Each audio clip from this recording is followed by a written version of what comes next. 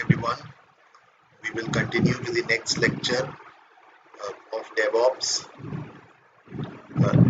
The next lecture's title is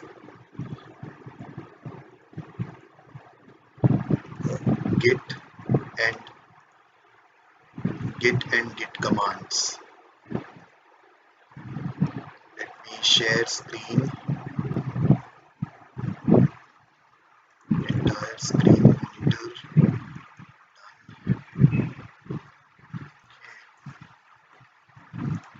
Agenda Git basic commands. Git basic commands. Getting a Git repository or creating a Git repository. You typically obtain a Git repository in one of two ways.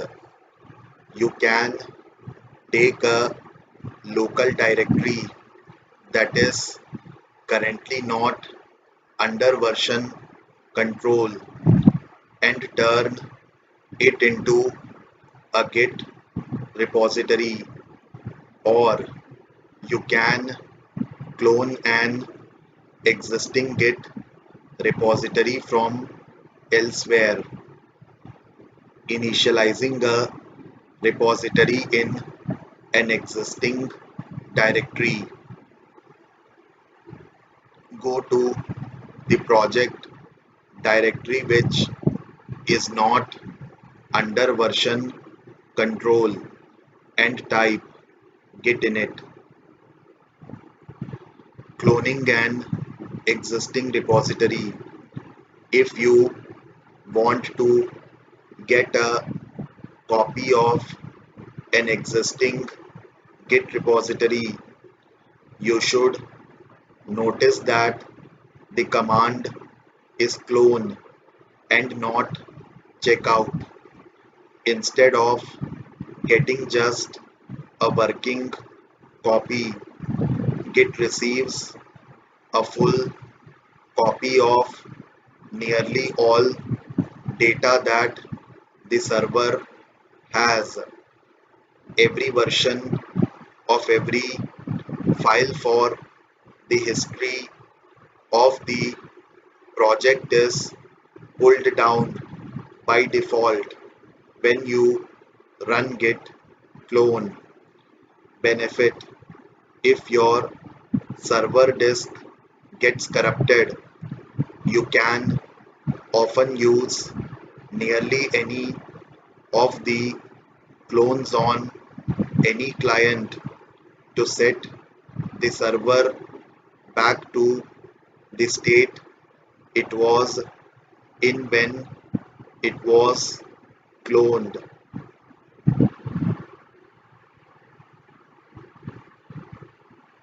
Git clone URL. Creating a working copy. Create a working copy of a local repository. Git clone path to repository. When using a remote server, git clone username at host:/path to repository.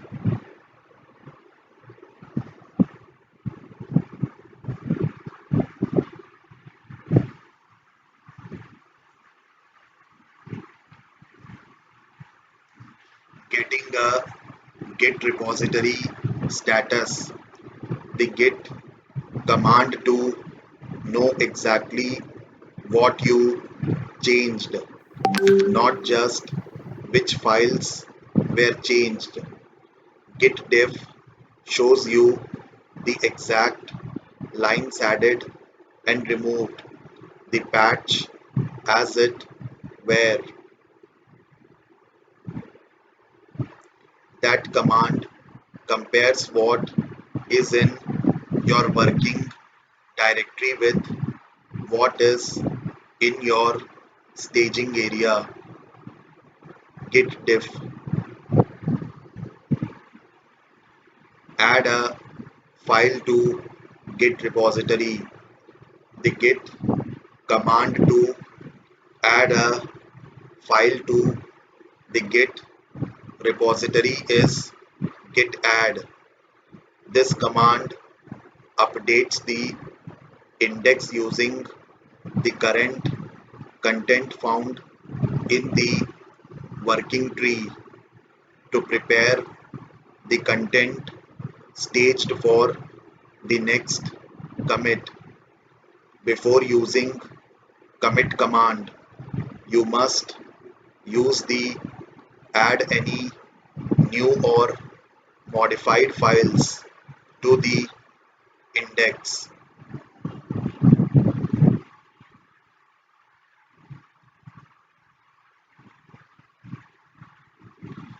Git add file name, committing your changes.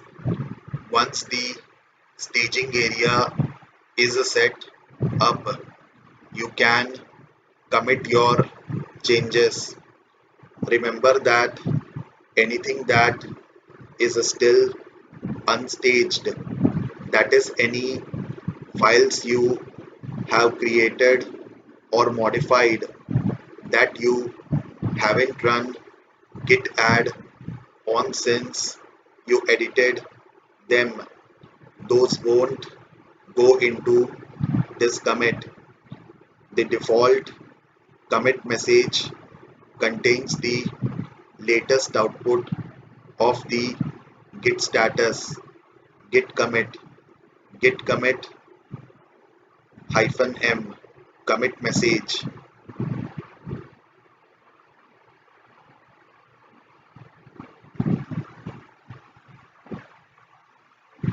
Removing files from a git repository.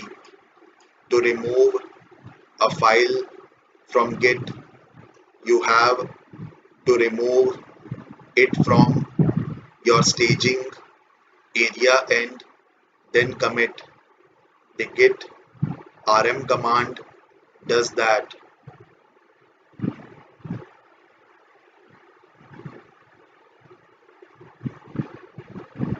Git rm file name.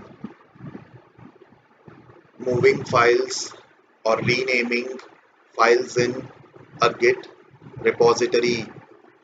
Unlike many other VCS systems, git doesn't explicitly track file movement. If you rename a file in git, no metadata is stored in git that tells it you renamed the file. To rename a file in git, you can run git mv file from file to.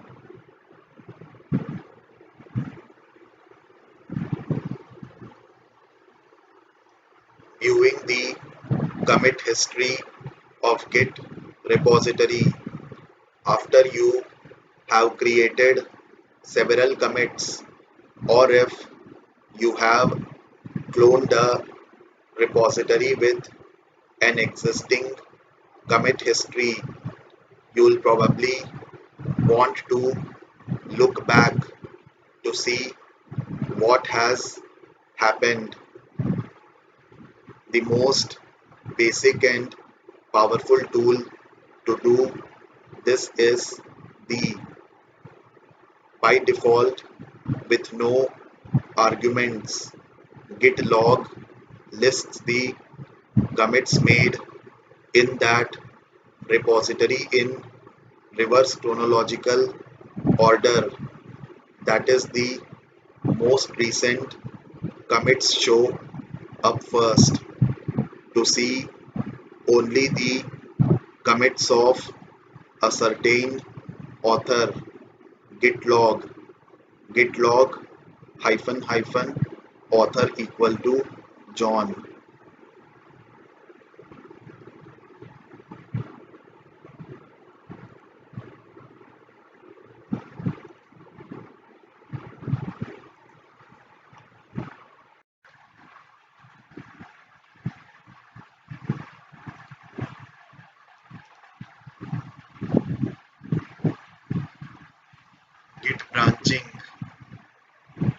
As we saw, nearly every version control system has branching support. Branching means you diverge from the main line of development and continue to do work without messing with that main line. Branches are used to develop features isolated from each other. The way Git branches is incredibly lightweight, making branching operations nearly instantaneous. Git doesn't store data as a series of change sets or differences.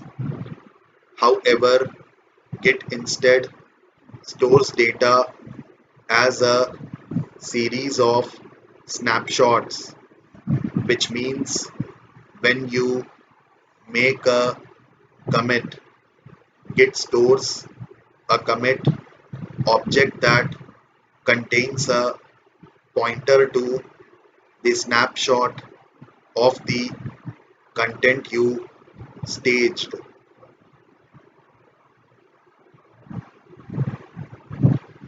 Git branching continued.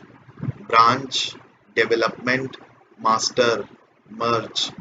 Git branch, branch name. Git branching continued. What happens if you create a new branch? Creation of branch creates a new pointer for you to move around. How does Git know what branch you are currently on? Git keeps a special pointer called head. Head acts as a pointer to the local branch you are currently on. The git branch command only created a new branch. It didn't switch to that branch. You will be still on master branch.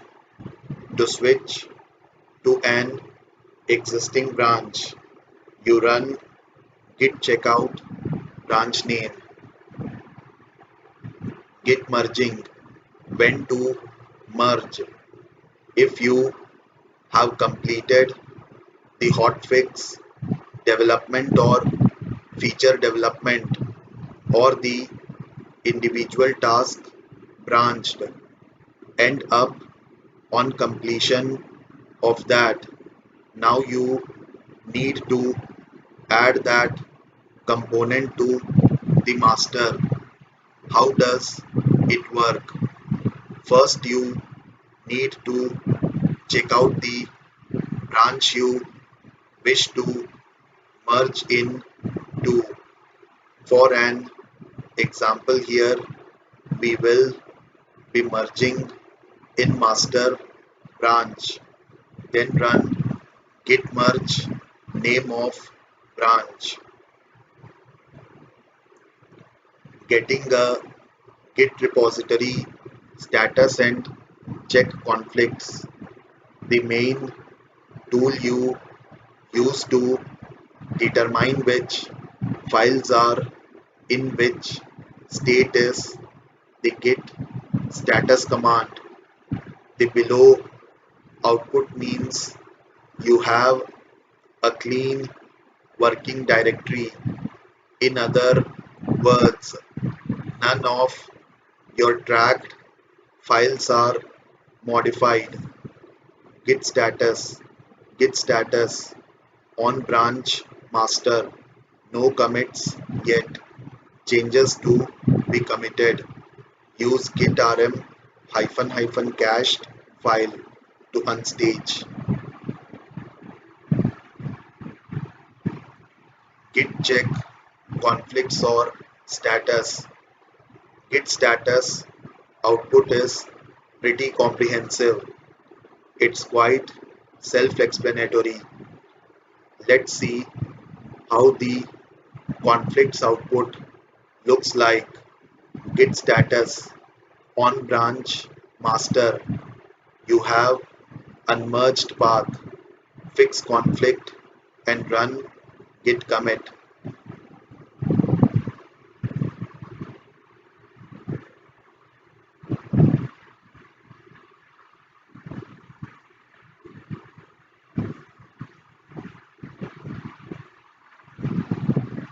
Git revert.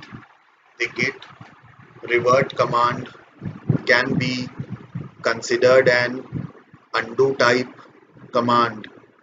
However, it is not a traditional undo operation. Instead of removing the commit from the project history, it figures out how to invert the changes introduced by the commit and appends a new commit with the resulting inverse content. This prevents Git from losing history, which is important for the integrity of your revision history and for reliable collaboration.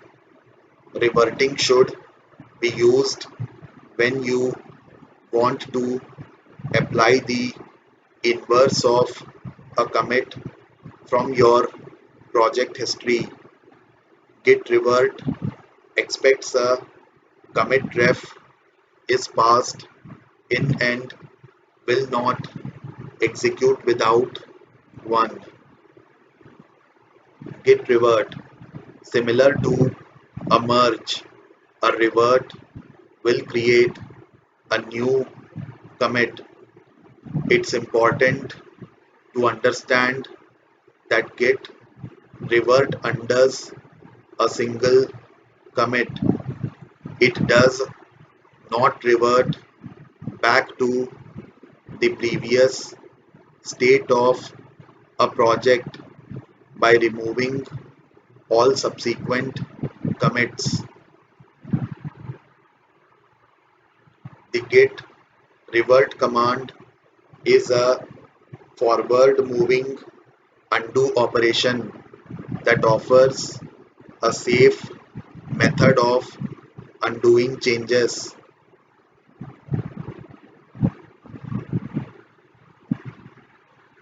Instead of deleting or orphaning commits in the commit history, a revert will create a new commit that inverses the changes specified.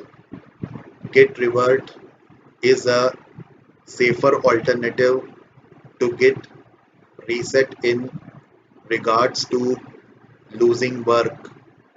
Git revert head.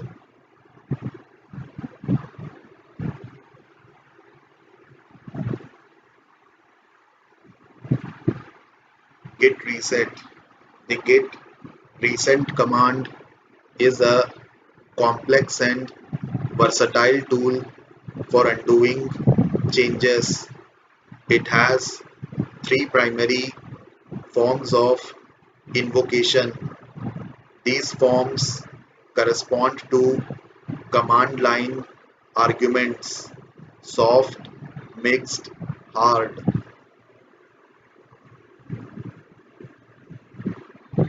The default invocation of git reset has implicit arguments of hyphen hyphen mixed and head.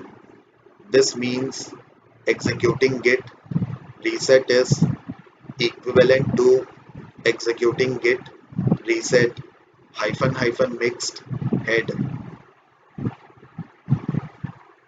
Git reset.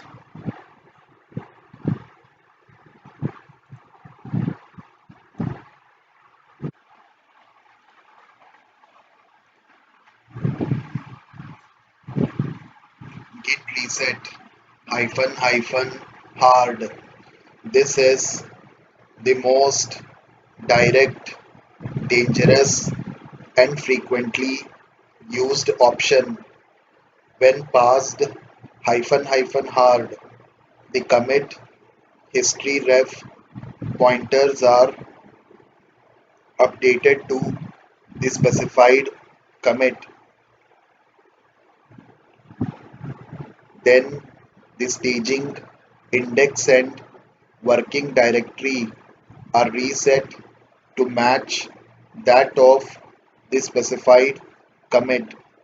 Any previously pending changes to the staging index and the working directory gets reset to match the state of the commit tree. This means any pending work that was hanging out in the staging index and working directory will be lost. Working directory stage snapshot commit history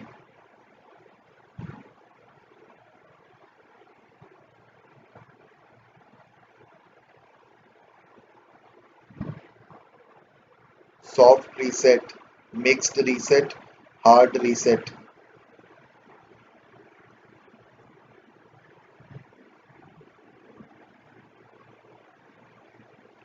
git reset mixed. This is the default operating mode. The ref pointers are updated. The staging index is reset to the state of the specified commit. Any changes that have been undone from the staging index are moved to the working directory.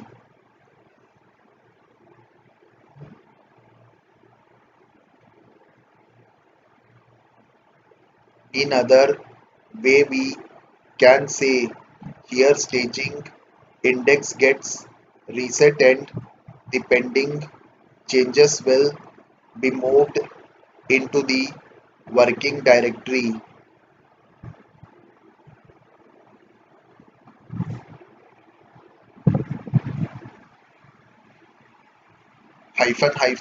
Soft. When the soft argument is passed, the ref pointers are updated and the reset stops there. The staging index and the working directory are left untouched. Git revert versus git reset. Git revert, git reset. It is a safe way to undo changes. It is the dangerous method. It doesn't change the project history, which makes it a safe operation for commits that have already been published to a shared repository. There is a real risk of losing work with Git reset. Git revert is able to target an individual commit at an arbitrary point in the history.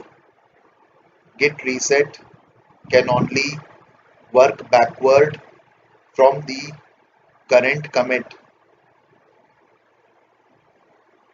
Git revert is a safer alternative to Git reset in regards to losing work. Git reset will never delete a commit. However, commits can become orphaned, which means there is no direct path from a ref to access them. For example, if you wanted to undo an old commit with git reset. You would have to remove all of the commits that occurred after the target commit. Remove it, then recommit all of the subsequent commits.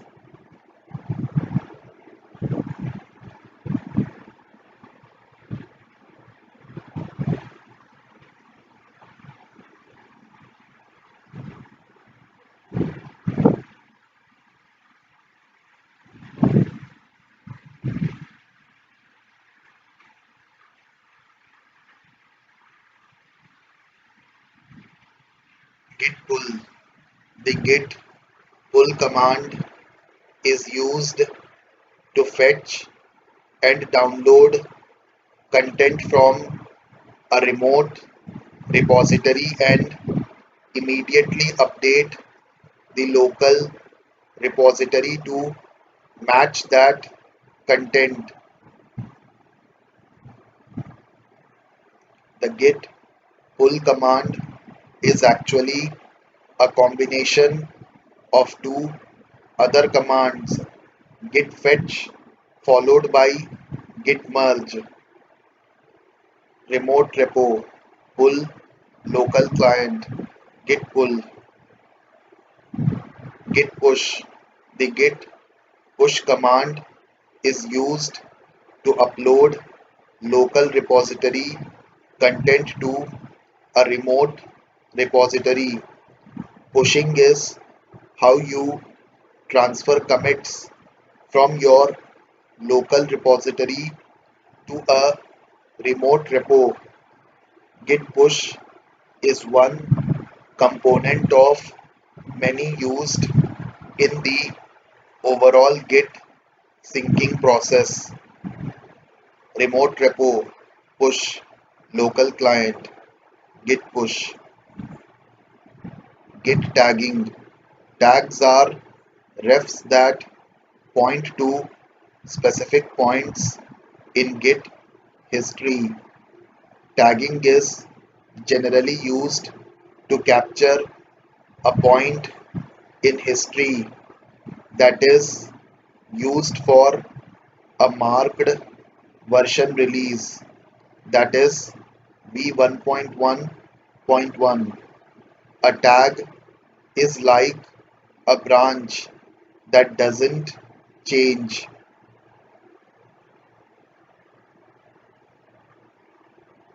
Unlike branches, tags, after being created, have no further history of commits.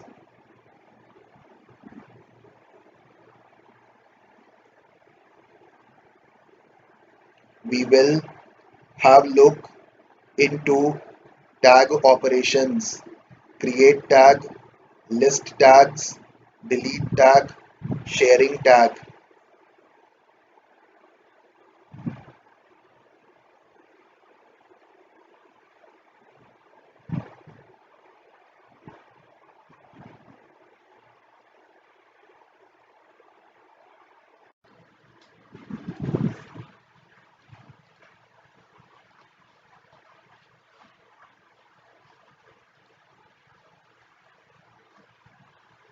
Git create tag.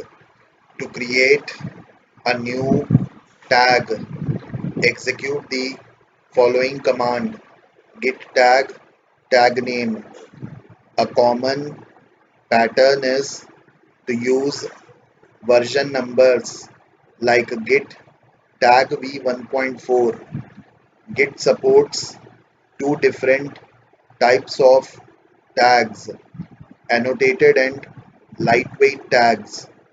A best practice is to consider annotated tags as public and lightweight tags as private. Annotated tags store extra metadata such as the tagger name, email, and date, so it helps for public release. Lightweight tags are essentially bookmarks to a commit. They are just a name and a pointer to a commit.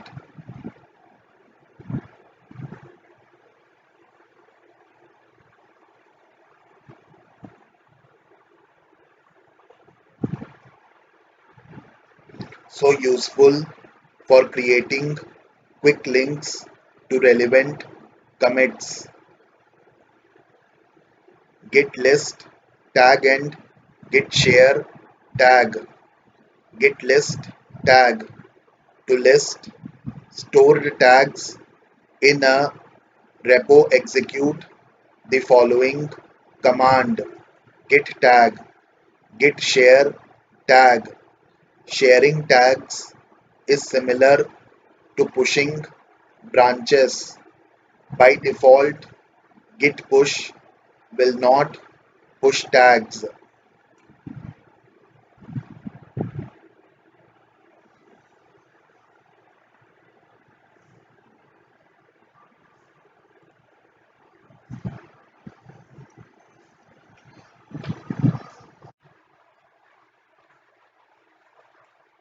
Git list tag and git share tag. Git list tag to list stored tags in a repo. Execute the following command: git tag, git share tag. Sharing tags is similar to pushing branches. By default, git push will not push tags. Tags have to be explicitly passed to git push. Git push origin tag num. Git delete tag. Delete tags is a straightforward operation. Passing the -d option and a tag identifier to git tag will delete the identified tag. Git tag -d v1. Tagging is an additional mechanism used to create a snapshot of a Git repo. Tagging is traditionally used to create semantic version number identifier tags that correspond to software release cycles.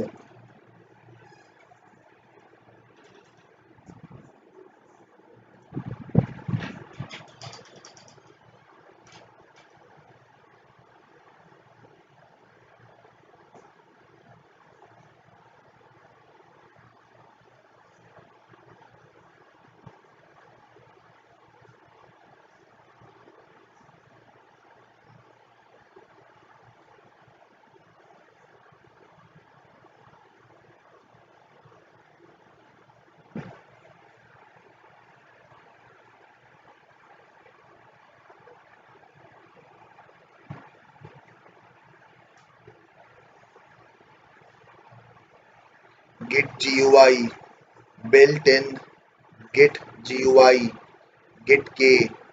Use colorful Git output. Git config color.ui true. Best practices of code. Clean code general rules. Condition for a clean code: if it can be understood easily, it can be read and enhanced by a developer other than its original author. If code follows readability, changeability, extensibility, and maintainability.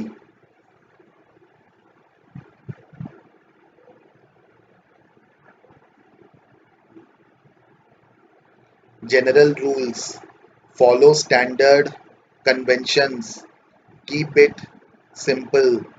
Simple is always better. Reduce complexity as much as possible.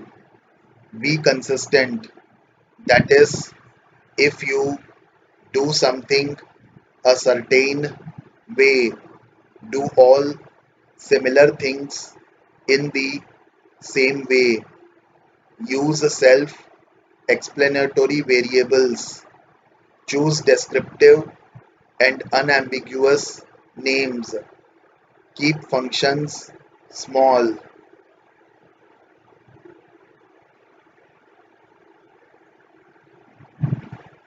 General rules continued. Each function should do one thing. Use function names descriptive. Prefer to have less arguments. Always try to explain yourself in code. Put proper comments. Declare variables close to their usage. Keep lines short.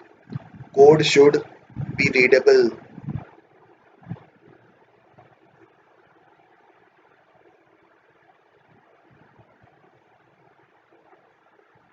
Code should be fast. Code should be generic. Code should be reusable. Dependencies. What is component? Best practices for component based design. Overview of dependencies.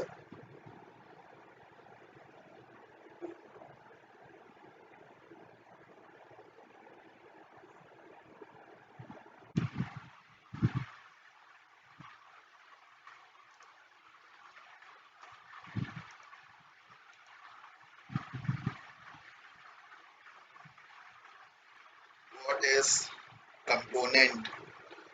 This is a overloaded term in software. Components mean a reasonably large scale code structure within an application with a well defined API that could potentially be swapped out for another implementation. A component based software system is distinguished by the fact that the code base is divided into discrete pieces that provide behavior through well defined limited interactions with other components. What is component? Continued. Components also refer as modules.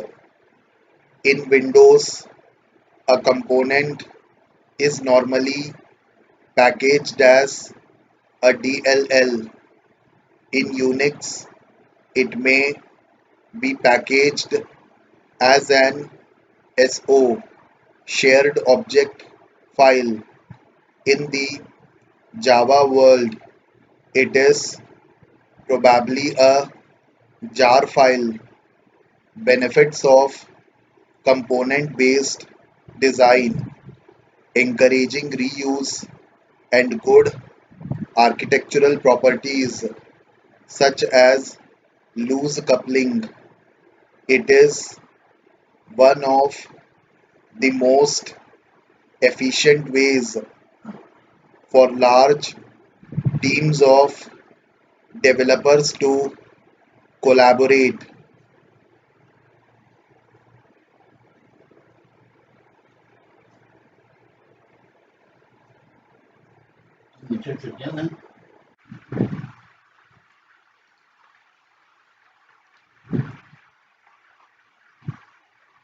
Challenges of component based design: in large system, components form a series of dependencies which in turn depend on external libraries. Each component may have several release branches.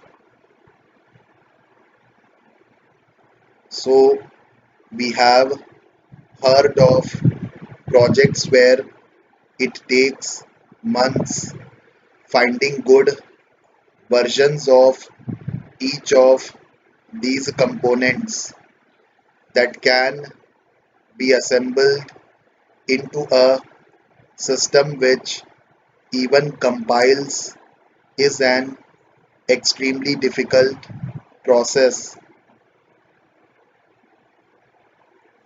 which results into ages to just release the system.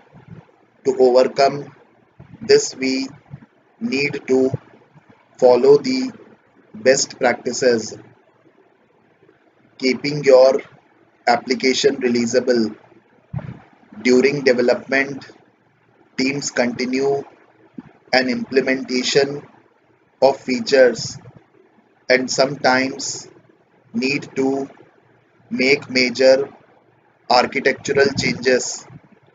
In such cases, the application can't be released, although it will still pass the commit stage of continuous integration. Usually, before release, teams will stop developing new functionality and focuses only on bug fixing. When the application is released, a release branch is created in version control and new development begins again. However, this process generally results in weeks or months between releases. The aim of continuous delivery is for the application to always be in a releasable state. How can we achieve this? One approach is to create branches in version control that are merged when work is complete so that mainline is always releasable. Feature workflow.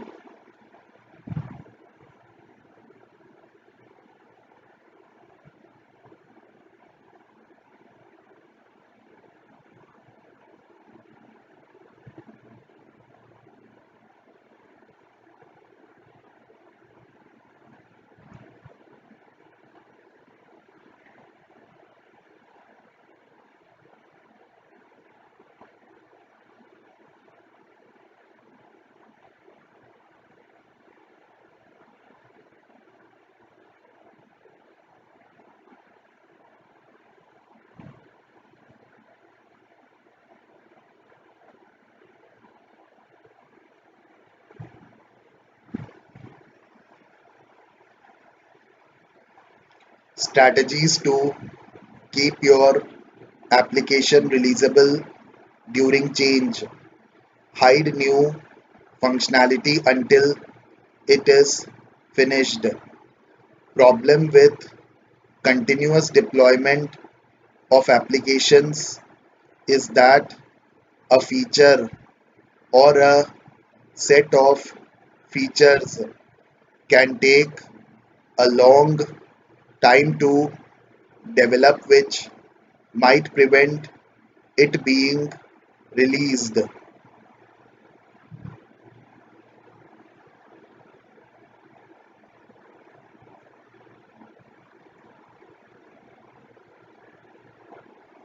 One solution is to put in the new features but make them inaccessible to users.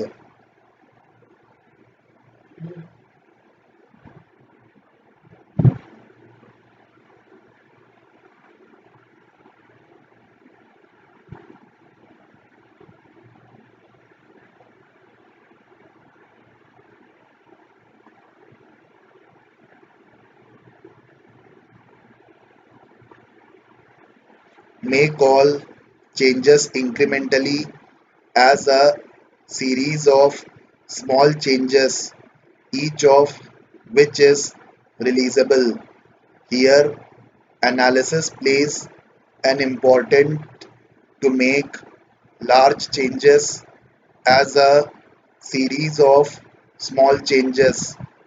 Use branch by abstraction to make large scale changes to the code base.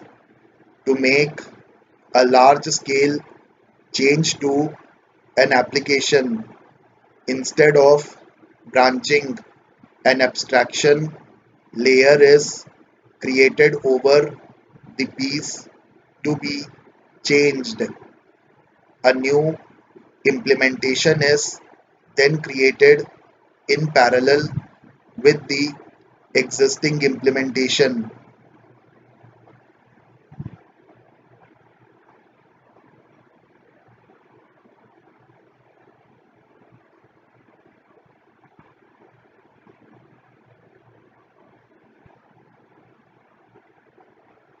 Once it is complete, the original implementation and optionally the abstraction layer are removed.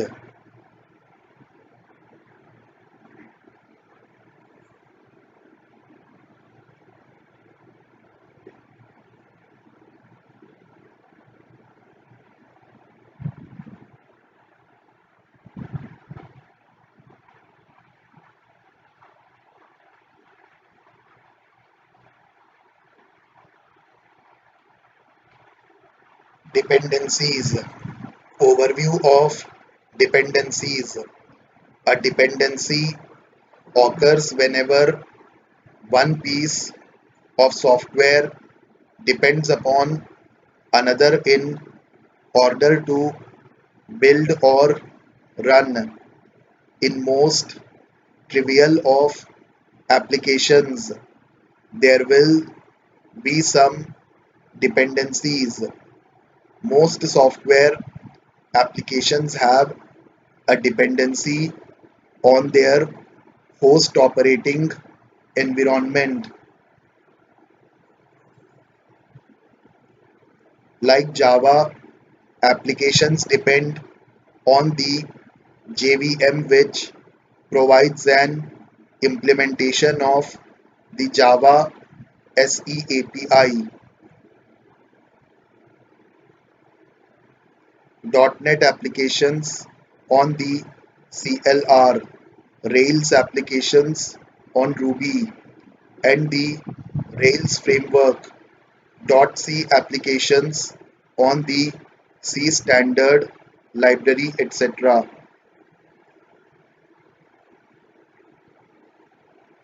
Types of dependencies: build time dependencies and runtime dependencies. Libraries and components. Libraries, software packages that your team does not control other than choosing which to use. Libraries are usually updated rarely. Components your application depends upon, but which are also developed by your team or other teams in your organization.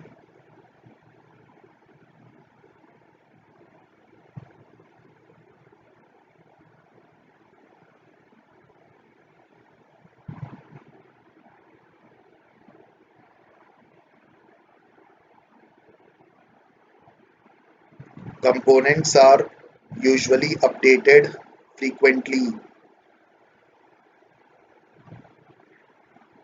This distinction is important because when designing a build process, there are more things to consider when dealing with components than libraries.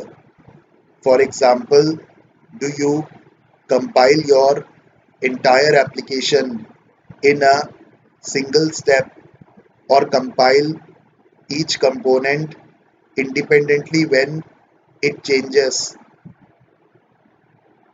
How do you manage dependencies between components, avoiding circular dependencies?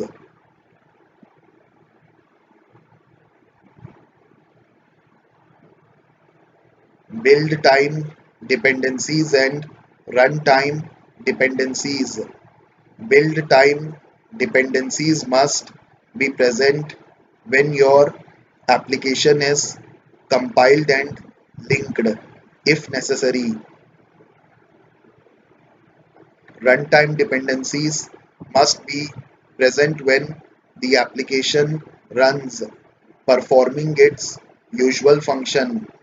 Example, in C and C++, your build time dependencies are simply header files, while at runtime you require a binary to be present in the form of a dynamic link library DLL or shared library SO.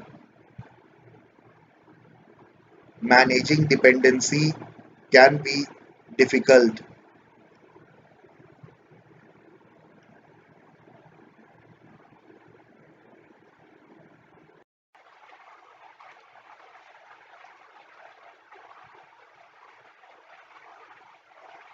Managing dependency problems. Common dependency problem with libraries at runtime. Managing libraries, managing component, managing dependency graphs. Common dependency problem with libraries at runtime. Dependency hell, also refer as DLL hell, occurs when an application depends upon one particular version of something but is deployed with a different version or with nothing at all. DLL hell was common problem in earlier versions of Windows as all shared libraries DLLs stored in a system directory Windows slash system 32 without any versioning. New versions would simply overwrite old ones. In versions of Windows prior to XP, the COM class table was a singleton, so applications that required a particular COM object would be given whichever version had been loaded first.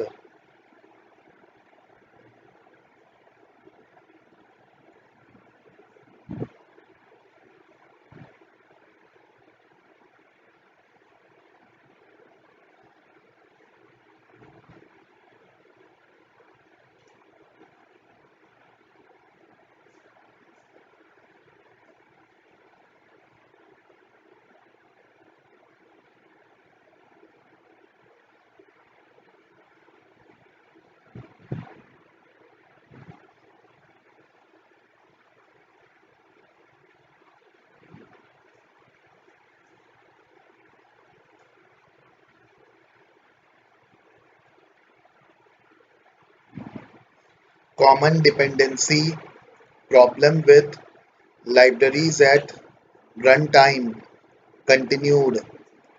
The introduction of the .NET framework resolves the DLL hell problem by introducing the concept of assemblies that allow different versions of the same library to be distinguished.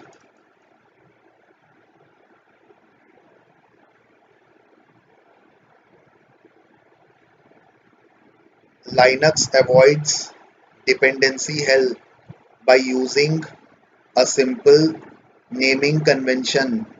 It appends an integer to every .so file in the global library directory /user/lib and uses a soft link to determine the canonical system-wide version.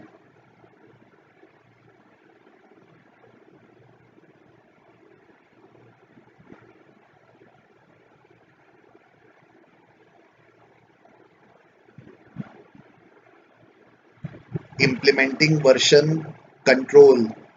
One is to check them into version control is the simplest solution and will work fine for small projects. A lib directory is created in your project's root to put libraries, and by adding three further subdirectories: build, test, and run for build time, test time, and runtime dependencies.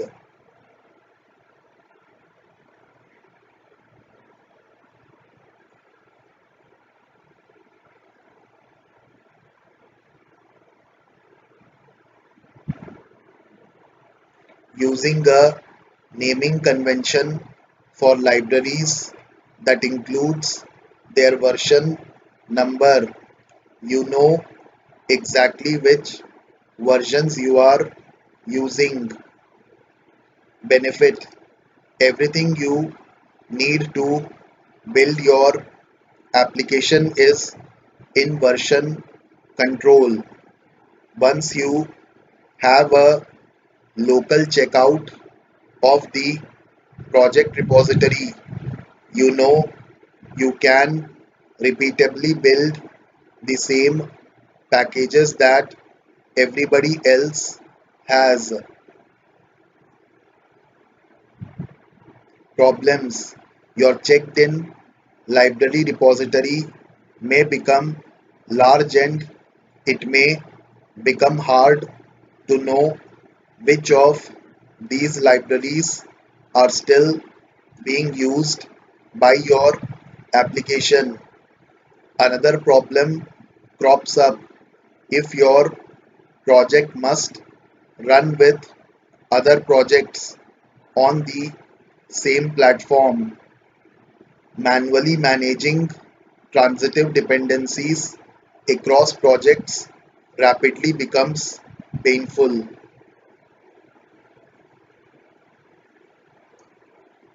Automated. Another solution is to declare libraries and use a tool like Maven or Ivy to download libraries from internet repositories, or preferably your organization's own artifact repository. Automated.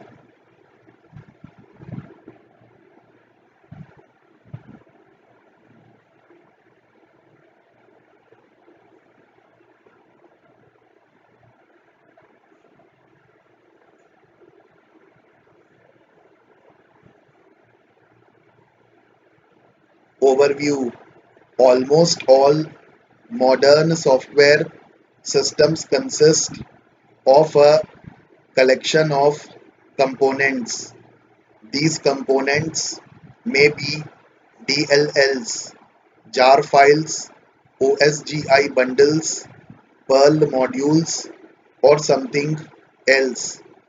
Components have a relatively long history in the software industry. Components make development processes efficient. They divide the problem into smaller and more expressive chunks. Components often represent differences in the rates of change of different parts of the system and have different life cycles.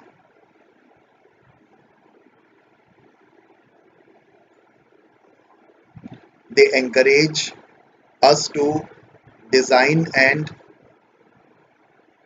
maintain software with clear description of responsibilities, which in turn limits the impact of change and makes understanding and changing the codebase easier.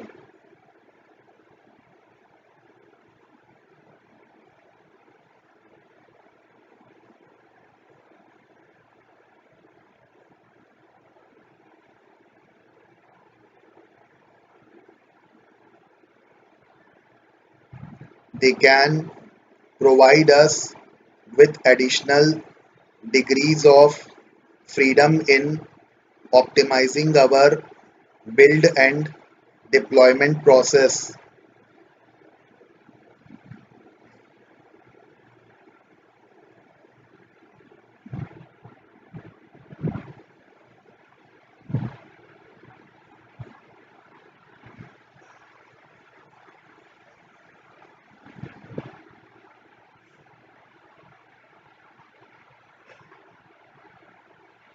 Components to be separated from code base. Part of your code base needs to be deployed independently. For example, a server or a rich client.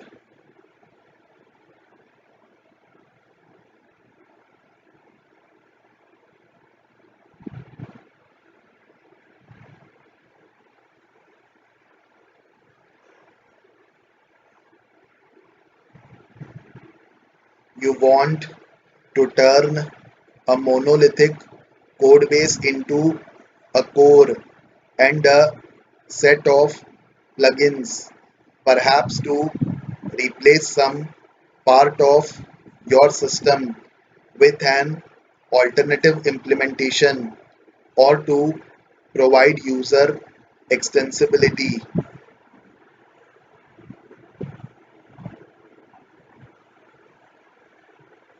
The component provides an interface to another system, for example, a framework or a service which provides an API.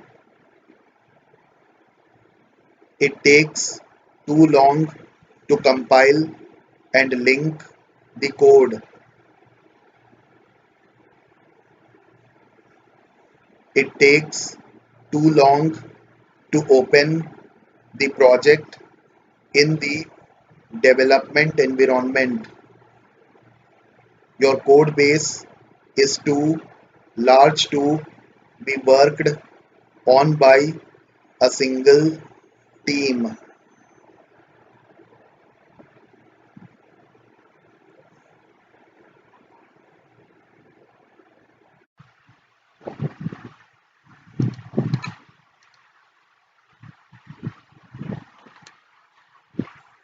Pipelining components split your system into several different pipelines, parts of your application that have a different life cycle.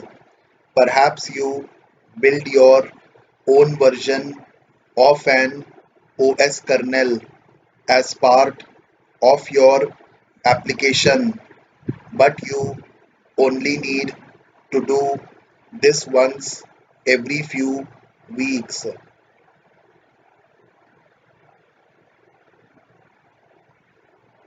Functionally separate areas of your application that are worked on by different, perhaps distributed teams may have components specific to those teams, components that use different technologies or build processes, shared components that are used by several other projects, components that are relatively stable and do not change frequently. It takes too long to build your application, and creating builds for each component will be faster.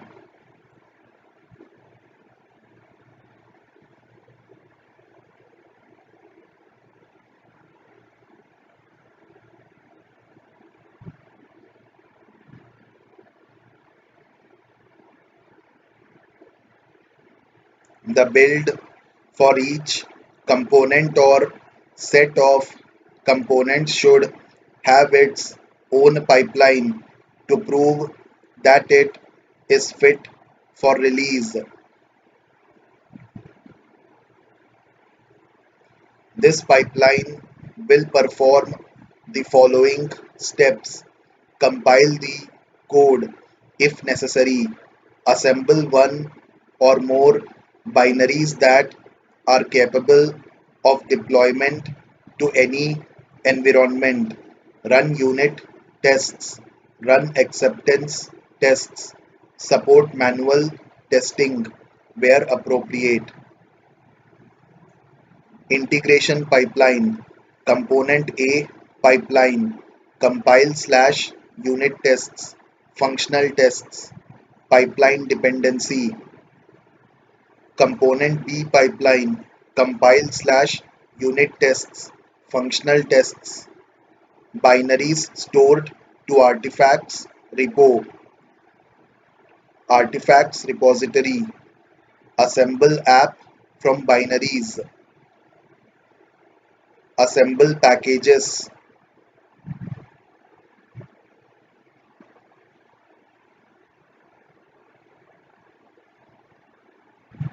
smoke slash acceptance tests, integration pipeline, deploy to testing ends, release, managing dependency graphs, having set of components, each with their own pipeline feeding into an integration pipeline which assembles the application and runs automated and manual tests on the final application. However, things are often not quite this simple. Components can have dependencies on other components, including third party libraries.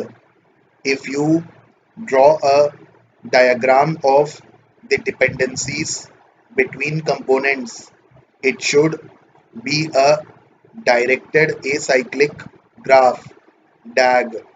If this is not the case, and in particular, if your graph has cycles, you have a pathological dependency problem.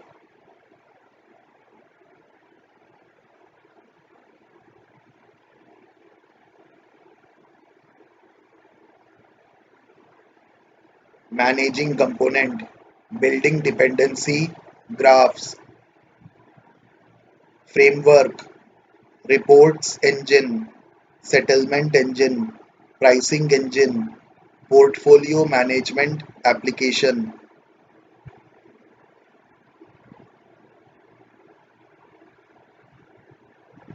CDS pricing library, credit default swap, CDS library that is provided by third party,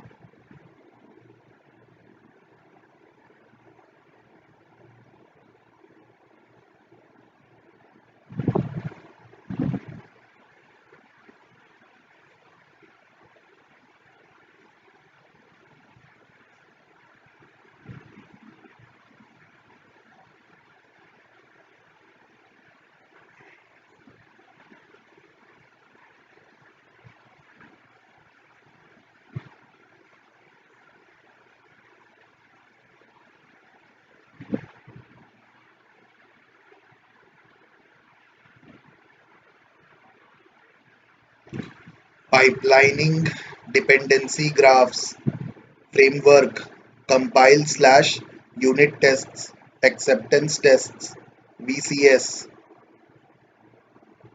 artifact repository, only dependencies between projects are shown,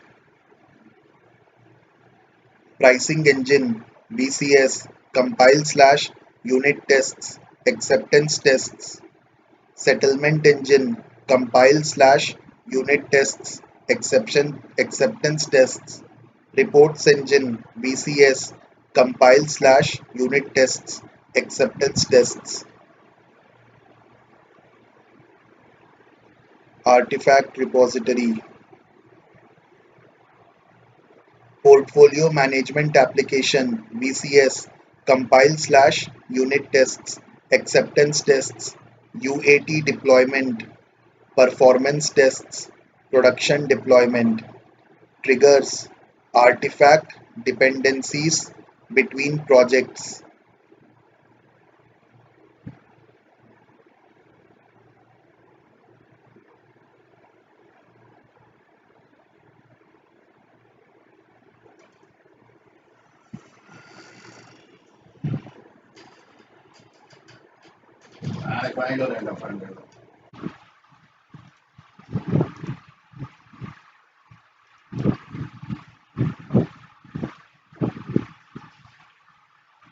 triggers,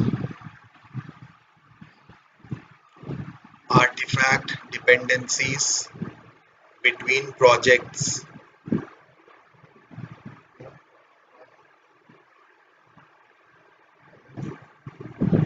pipelining dependency graphs continued, framework, pricing engine, settlement engine, reports engine, portfolio management app,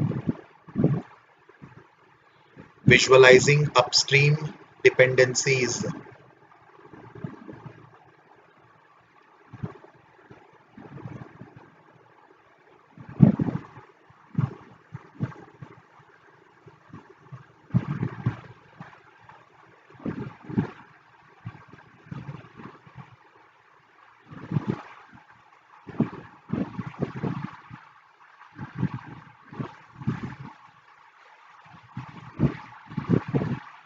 pipelining dependency graphs continued, visualizing downstream dependencies,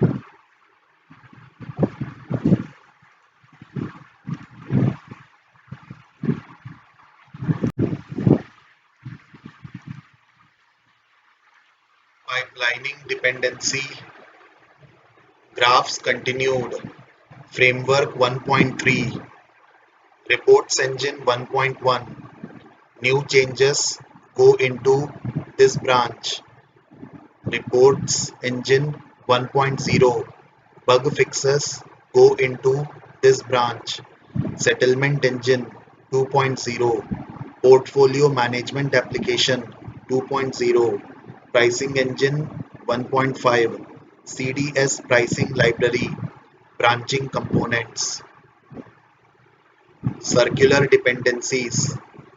This occurs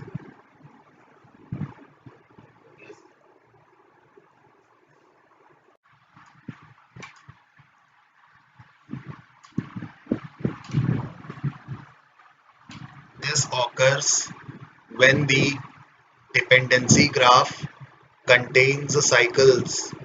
The simplest example is that you have a component A that depends on another component B.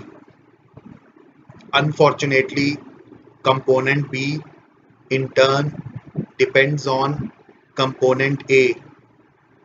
To survive this problem so long as there is a version of component A that you can use to build component B, then use the new version of B to build the new version of A.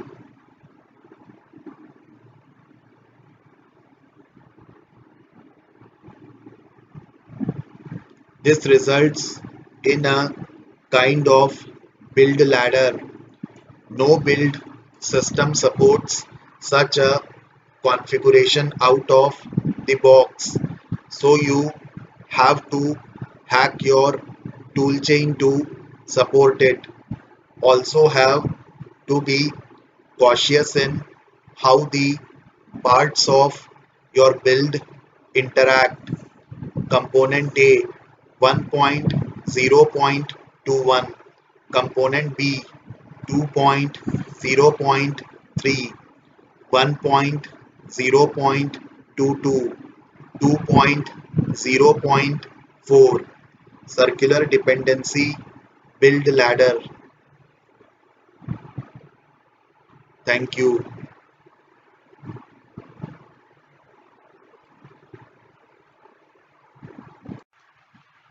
Okay, so let me stop sharing my screen now.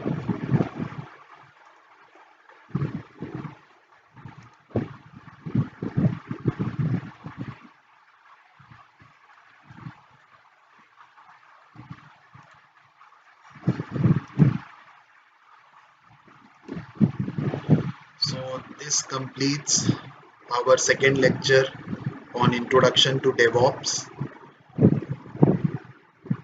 The reference material used was from BITS Pilani, Bill, MTech in Software Engineering program.